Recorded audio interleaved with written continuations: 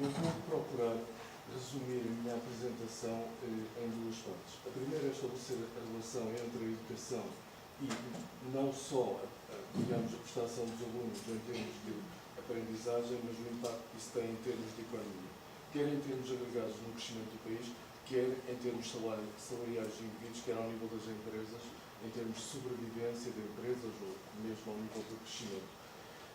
Numa primeira parte, eu vou ser bastante rápido, uma vez que isto já foi debatido, quer pela Ana, quer pelo Luís, mas essencialmente é que ocorre o seguinte: o grande investimento em educação que as sociedades têm feito ao longo dos séculos assenta no princípio de que há um benefício não só social, mas económico.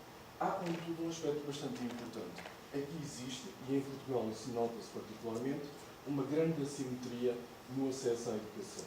Há um aspecto aqui a ter em conta, que é, há uma grande persistência da condição socioeconómica dos indivíduos, isto é, indivíduos, famílias pouco escolarizadas tendem a dar origem a indivíduos pouco escolarizados. Ou seja, há aqui uma grande persistência social e a escolaridade, à partida, deveria ter um papel importante na redução dessa assimetria. Até porque uma ligação, que já foi aqui falada, é exatamente a ligação entre a educação e o poder económico, o desenvolvimento económico de cada um dos indivíduos.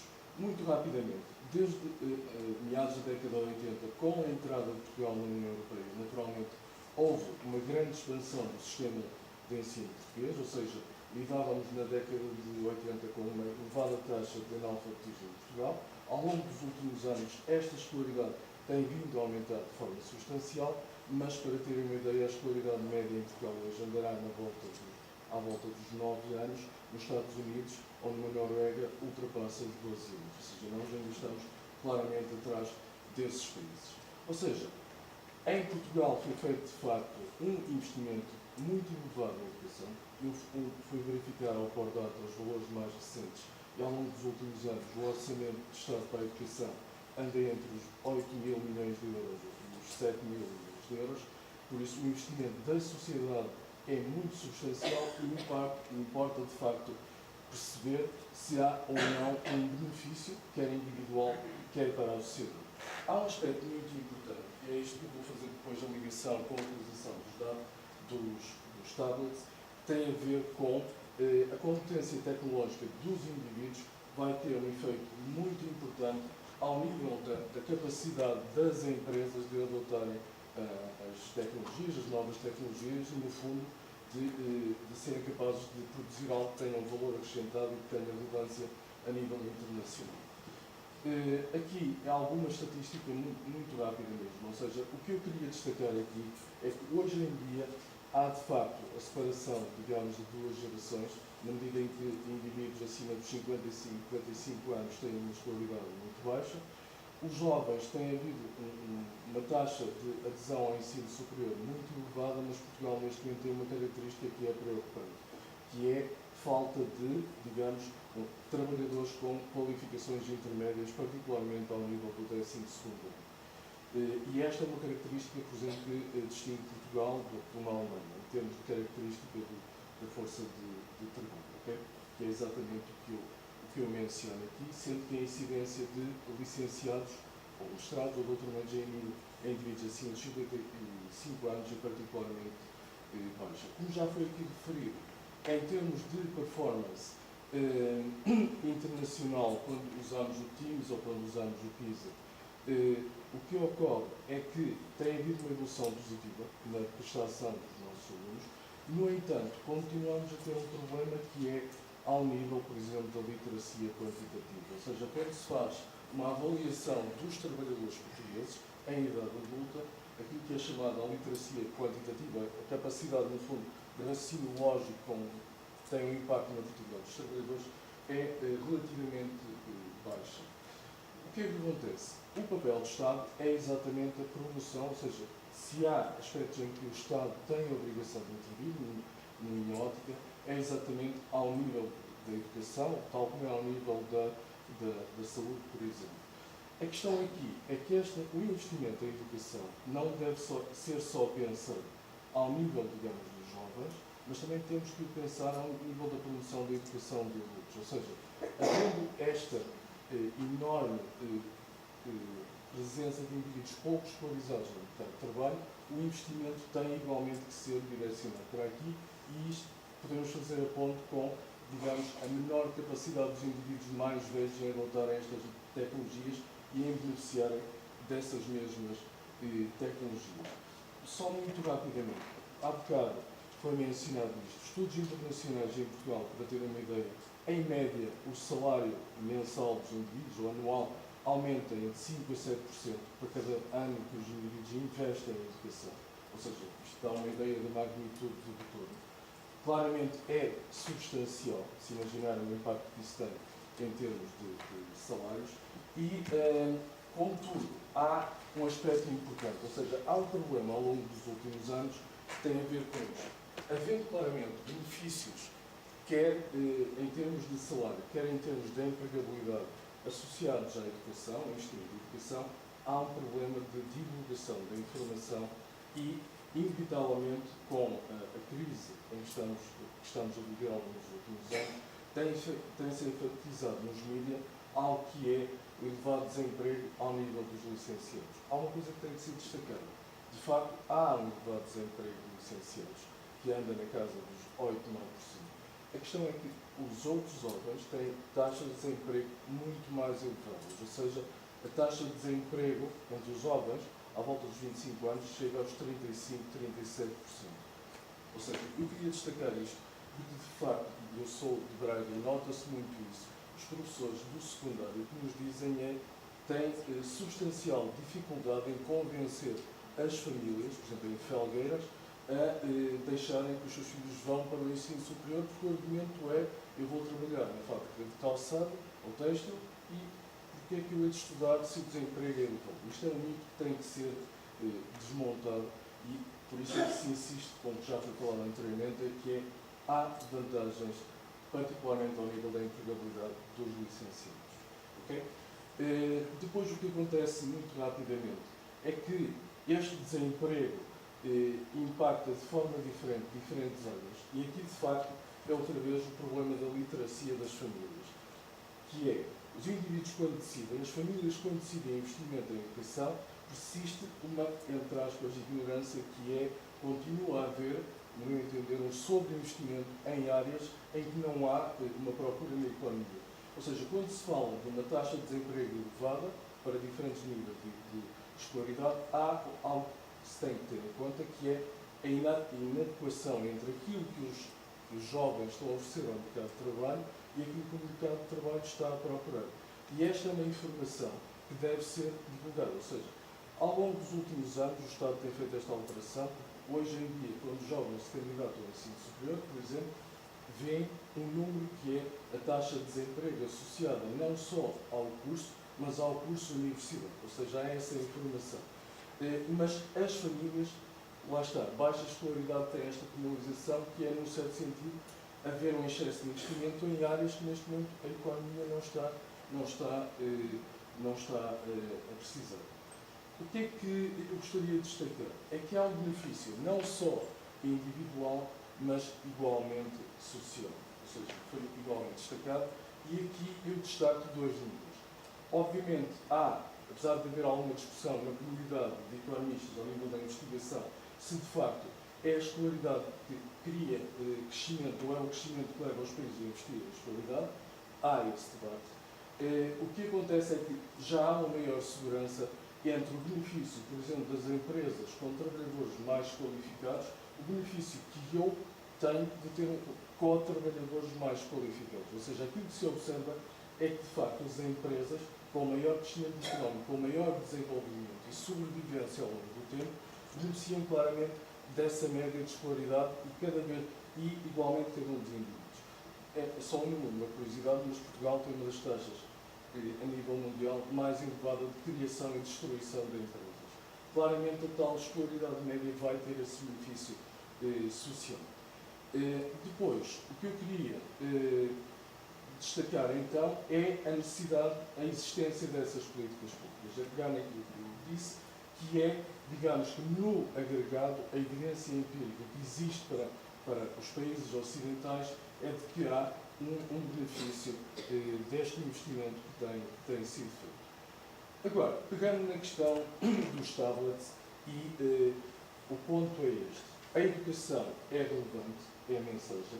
É relevante porque os alunos terminam mais rápido o ensino, porque têm maior prestação no ensino, mas igualmente porque eles têm uma melhor prestação no mercado de trabalho e têm um impacto positivo nos países. Obviamente espero que tenham um impacto em termos da sua felicidade e do seu bem-estar. O que é que acontece? O argumento do investimento em tablets é que a educação personalizada, ou seja, alguns dos argumentos é de que o facto dos indivíduos terem acesso a tablets vai permitir andamentos diferentes, ritmos diferentes na aprendizagem, e um dos argumentos é exatamente que o tablet permitirá, de algum modo, libertar o professor para dar mais atenção a alunos que estão mais atrasados na aprendizagem numa turma, quando outros estão a prosseguir mais rápido. Ou seja, eu quando imagino o tablet, para mim é uma situação em que todos os alunos na sala têm o tablet e em que o professor tem o tablet e estão todos ligados à internet e todos a aprender, ou seja, eu não vejo o tablet como ver o e-book, que é a cópia do livro que existe em papel. Ou seja, o tablet, para mim, a minha perspectiva que eu vejo com esta frase é o aluno está a fazer pesquisa, está a ver o Core Data, eu faço uma afirmação e os meus alunos vão confirmar se o que eu acabei de dizer é ou não verdade. Ou seja, isso é o que eu tento incentivar, essa visão crítica.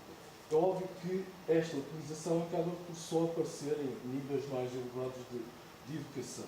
Por isso a questão aqui é que, por exemplo, alguma da evidência empírica vai no sentido que a utilidade dos tablets varia de área para área. Isto é um resultado que vai contra aquilo que me mostrou, da matemática. Em seguida, na altura dizias que era a área que beneficiava menos, mas a evidência, o que diz é claramente, o benefício varia de área para área. Isto é um resultado relevante, sendo que, em algumas áreas, por exemplo, na área das ciências sociais, o benefício é praticamente nulo. Ou seja, aquilo que eu pude observar na divisão da investigação é que será mais na aprendizagem, por exemplo, matemática, que o benefício será maior. Ou seja, há um estudo da Universidade de Leicester, do Kate Garland, que chega a essa conclusão. O que é que eu gostaria de destacar? O que nós temos que entender é que, no fim do dia, o investimento do tablet deve potenciar a aprendizagem do aluno, mas depois a questão é, nós estamos, e isso ocorre atualmente, estamos a produzir indivíduos altamente qualificados, só que a sociedade tem que ter a capacidade de absorver. No outro dia, eu falava com uma miúda, entre aspas, seus 23, 24 anos, com mestrado em biologia molecular, e que não há ninguém que procure no mercado. Ou seja, o que eu estou aqui a dizer é que, se não há um crescimento da economia, se não há uma capacidade de desenvolver um tecido empresarial que absorva toda essa qualificação, este investimento vai dar em nada. Costuma-se dizer que morre na praia. Há um investimento, tem efeitos na qualificação dos alunos, mas depois o investimento não vai para fora, como não ocorre, por exemplo, com os engenheiros e com os enfermeiros, e por isso tem que haver, temos que ver isto de forma integral. E depois a tal questão, que é, uma vez mais, nós temos que pensar as tecnologias na educação, não só de jovens, mas igualmente ao nível de uma população adulta. Aqui penso que já destaquei, porque a questão aqui no fundo é, cada vez mais as sociedades, fala-se da quarta revolução industrial, o que eu vos posso dizer é que a produção industrial, o número de trabalhadores dedicados à produção industrial reduziu-se de 20% nos países ocidentais para 10, 11%. Ou seja, cada vez mais, tal como ocorreu na primeira revolução industrial, em que os indivíduos transitaram da agricultura para a indústria, o que está a ocorrer agora é que os indivíduos inevitavelmente vão abandonar a indústria e vão transitar para os serviços. Ou seja, nos próximos 10 ou 15 anos, todos nós vamos estar a oferecer serviços. Porque com a evolução tecnológica, nós vamos cada vez mais precisar de menos trabalhadores para produzir os iPads, os computadores, as máquinas, etc.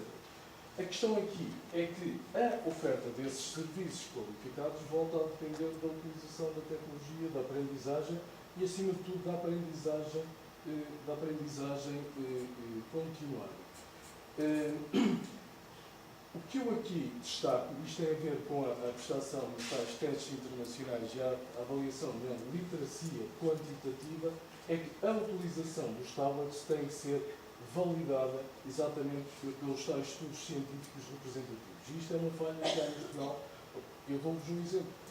Ainda não foi feita, por exemplo, uma avaliação do impacto da utilização de Magalhães na economia portuguesa. Ou seja, há um investimento substancial que foi feito e importa avaliar qual é o retorno que a sociedade teve disso.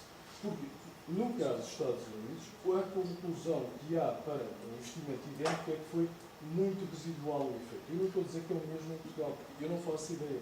A questão é que, pegando no que o Luís disse, nós, a comunidade científica, precisa de números, precisa de dados, mas decididamente a avaliação tem que ser feita na relação entre a utilização dos tablets e aquilo que a economia está a internalizar desse investimento. Agora, há um aspecto a ter em conta, é que a utilização de tablets, não ter um computador, mas a verdadeira utilização de tablets, está associada a um investimento brutal mesmo, porque significa que o Estado tem que se comprometer a financiar tablets para todos os alunos, aqueles que não têm condições, a dar formação aos professores e na aquisição de equipamentos, porque por muito que tenhamos investido ao longo dos últimos anos, as escolas não estão capacitadas para uma turma inteira chegar com um tablet e a rede vai cair e não funciona para todos. Ou seja, o tablet perde a utilidade. Isso a questão de financiamento é fundamental. E a questão, por exemplo, se há cursos de tecnologias da informação nas escolas, ou seja, isto tem que ser pensado, não atirar com um tablet para a turma para toda a gente. O que acontece aqui é que o ponto fundamental é que numa sociedade como a nossa, a informação, mas mais importante que isso, o conhecimento é aquilo que nos valoriza, que nos beneficia. O tablet permite um acesso mais democrático a essa informação, ou seja, à partida, e um dos exemplos que se discute, é que hoje em dia, todos sabemos que gastamos uma fortuna em livros. Pensando nos próximos 10 ou 15 anos, a abertura dos manuais escolares a uma plataforma digital, esperaria eu, que levasse a uma democratização desse acesso. E lá está, a um acesso mais transparente e, acima de tudo, uma aprendizagem bastante dinâmica e bidirecional. Ou seja, hoje em dia, o aluno não deve ser entendido como alguém que está sentado a absorver o professor diz. Não, os alunos têm que ser reativos. Ter o tablet é uma forma de contrariar e dizer isso é uma perspectiva ou só um constante de perspectivas, este dinamismo. Por isso, o tablet tem estas grandes vantagens. Fluidez na atualização. Os livros hoje permanecem provavelmente demasiado tempo estáveis, apesar de haver os tais 10 ou 15% de conteúdos. O que é que acontece? O tablet, no formato eletrónico, permite exatamente uma grande atualização. E isto é algo que é bastante importante. É que hoje em dia as bibliotecas podem adquirir e-books e podem partilhar esses e-books com bastantes pessoas ao mesmo tempo. Ou seja, é mais eficiente do ponto de vista dos custos. Ou seja, a biblioteca de uma escola poderia partilhar em tempo real com uma turma inteira o acesso a um determinado manual. E, acima de tudo, a reutilização desse manual para a geração de seguinte, ou seja, um acesso mais alargado. Depois há aqui uma coisa que eu não vou explorar, mas sendo economista, eu favoreço obrigatoriamente concorrência. Isto quer dizer o quê? No limite, o entrar operadores no mercado, em tese, só tem um benefício, que é baixar os preços, reduzir as rendas que existem no mercado. E, idealmente, mas isto obrigatoriamente depende do avanço no conhecimento de inglês, significa que a partir do 9º, 10º ano, os operadores produtores de livros em Portugal passariam a competir no mercado mundial com os livros que são produzidos nos Estados Unidos. Nada melhor do que isto. Ou seja, o professor pode recomendar um livro que está na Amazon. Ponto. E isso seria, digamos, um dos grandes contributos do tablet. Por isso, no fundo, o que eu destaco, do meu ponto de vista, é que o tablet, de facto, vai trazer uma maior equidade no acesso à formação, ao conhecimento, e é um wishful thinking. Isso levasse a uma redução da desigualdade. De outra forma, ela não será relevante. obviamente depois tem efeitos benéficos no ambiente. Deixamos de consumir tantas toneladas de papel. É isto. Se não, tiraria a palavra à...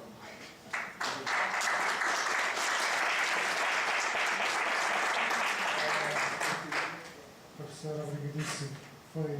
Eu gostei dessa sua intervenção, traz aqui uma quantidade enorme de interrogações e penso que temos aqui matéria imensa para, tanto relativamente às duas intervenções anteriores como à sua, imensa matéria para reflexão.